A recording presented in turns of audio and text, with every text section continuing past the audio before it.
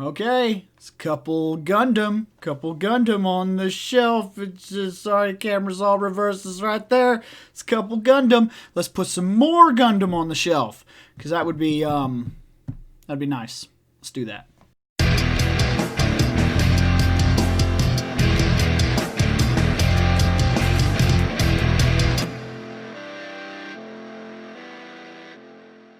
Okay, let's start with something somewhat interesting. I did not build this one. This one was mine, but I did not build it. This is I believe it's called a GBN Gundam. In fact, let me look real quick.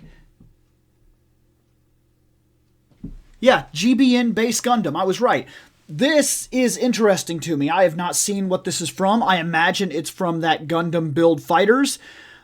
It is really cool. It's kind of like a more modern-aged Gundam, or maybe I would reference that this thing, and this is, like I said, this is off the top of my head. This is off just what I'm looking at right here. To me, this guy feels like he might be a newer age gem that was converted up to Gundam level. That got the better head, because it still looks very much like he's really cool. Like, I'm really, really interested in this guy. With simple modifications to a high-class gem, we could have easily put another blade back there. We could have easily replaced the head. The shields were starting to become somewhat standard. It just needed a slight modification to go to the Gundam look. Higher generator and output power, which already, like I said, there were gems in production already in the 1 Year War that were outclassing the original Gundam. So this could just be a really sweet modification. I don't know what this is, but I had it, and Nick had never made one. So he asked me if he could make mine. And I let him. I thought that guy was really solid. I thought he was really cool, and I was honestly looking forward to making him myself. But then when Nick started talking about wanting to make Gunpla, I was actually more than happy to be like, okay, well, I've got one that I was about to make, if you want to make it.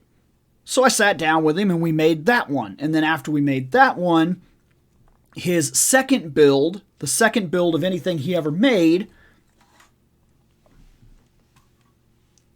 was this guy right here. This guy is also a really solid build. I'm really happy with him. This guy, and just so I guarantee the name, I'm going to look up there. I'm going to find his box. His box is right over... Oh, my. Did I not put his... I don't think I put his box up there. Huh. Okay, I fixed that. Now his box is up there. And the reason I didn't just want to say his name out loud was I knew it was a Jesta, but I couldn't... oh, excuse me. I could not remember the numbers for the Jesta. I believe he's, is it RX-90... I'm just going to look at the box. RGM-96X.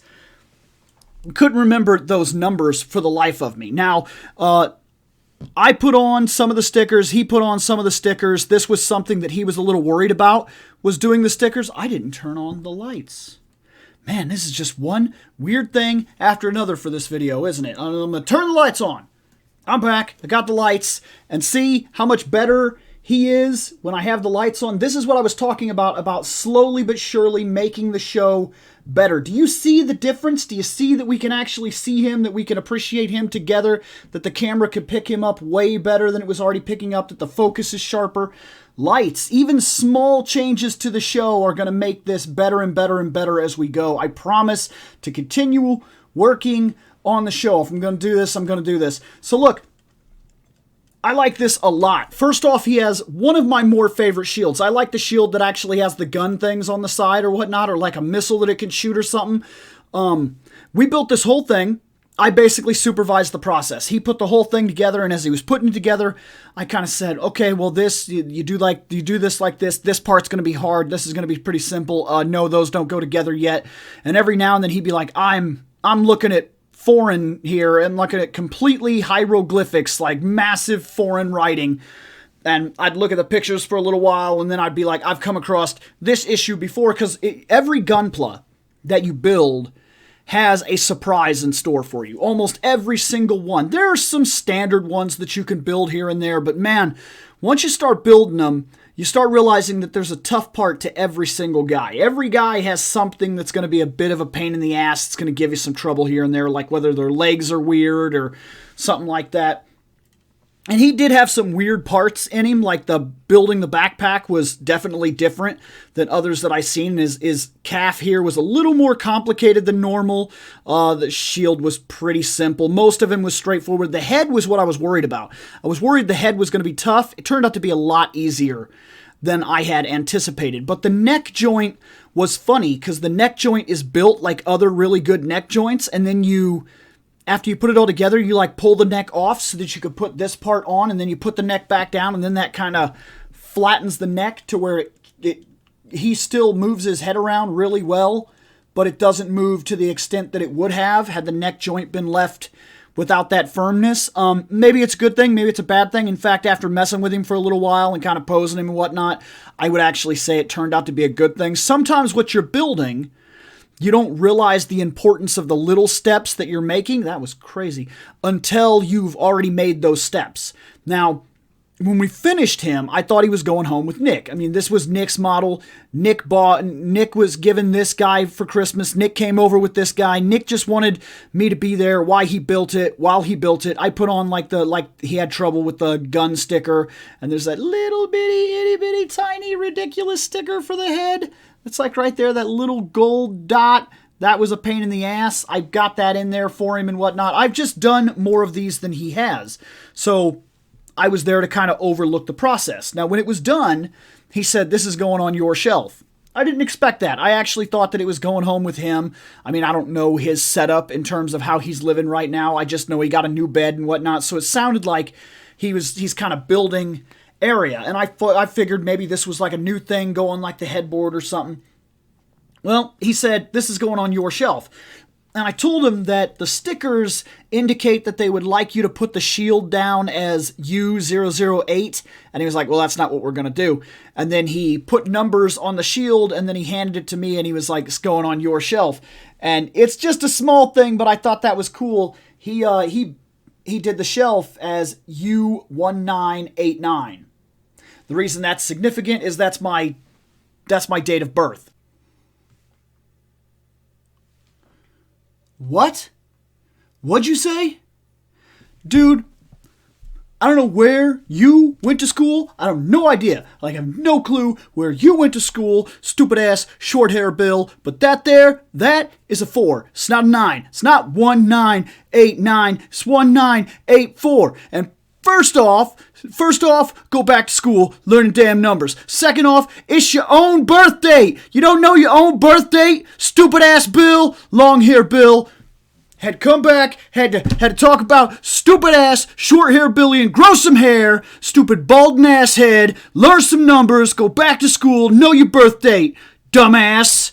So I thought that was cool, and I do that I do that a lot actually. Like if you find me on Star Trek Online, if you find one of my ships, which are often named the Reploid, by the way, I usually am in the Reploid, and my number is usually 1989. It just makes sense, right? It just makes sense. It's an easy number. It's something easy to do. I remember it all the time, and it kind of signifies me. It signifies me as being old as shit, I guess, because I'm about to be 37. So, I mean, you get the idea. Like, it's just neat. It's a little thing, and he knew that about me because he's played a lot of those games with me and whatnot. And so, when he tagged this unit, this Jesta, he tagged it with my number, and that's actually really cool because it kind of gives me the feeling like it's mine. Like, this is what I would pilot if I was in that time or something like that, because it's got my number and everything, and that signified this Gunpla even further than it would have been just going on my shelf normally. It's cool. Let's do the basically downgraded version of that guy, which would have been this. This is, I believe this is a command GIM. Let me look at his box just to guarantee his call number, but I'm pretty sure this is a GIM command. His box would be right there, and I'm right. It's an RGM-79G Gem Command. I was right. He's got the bullet machine gun, which is pretty solid. He's got a shield that I like. He is awfully standard, but in that standard look, he's solid. I don't hate him at all. This is where the swords are kept on this thing, so the beam sabers are kept right down here, and he would have to reach his hand back and pull those off. The antenna for his systems, radar, and so on and so forth is right here. It's connected to the body. The backpack is pretty standard. If I was to guess, and I don't really know the ins and outs of this machine other than I've used it in a video game here and there.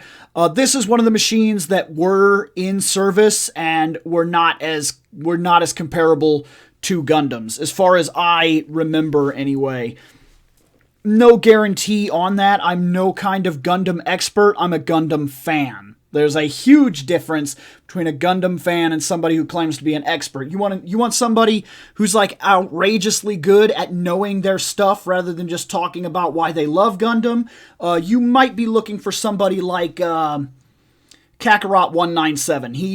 He's solid. He knows a lot of stuff. And while I know ins and outs here and there of material that I've read and things I've been over, I'm not going to be able to compare to a level like that, a guy that lives and breathes this stuff. As you can see, I live and breathe a lot of stuff, so Gundam is only a small part.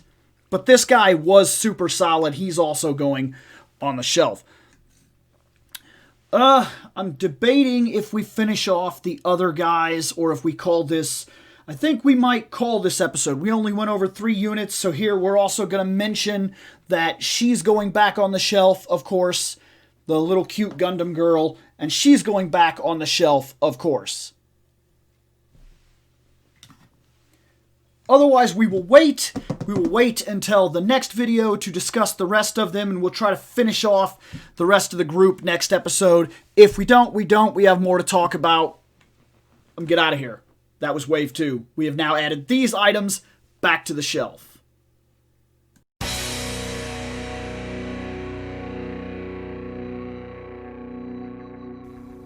I have spoken.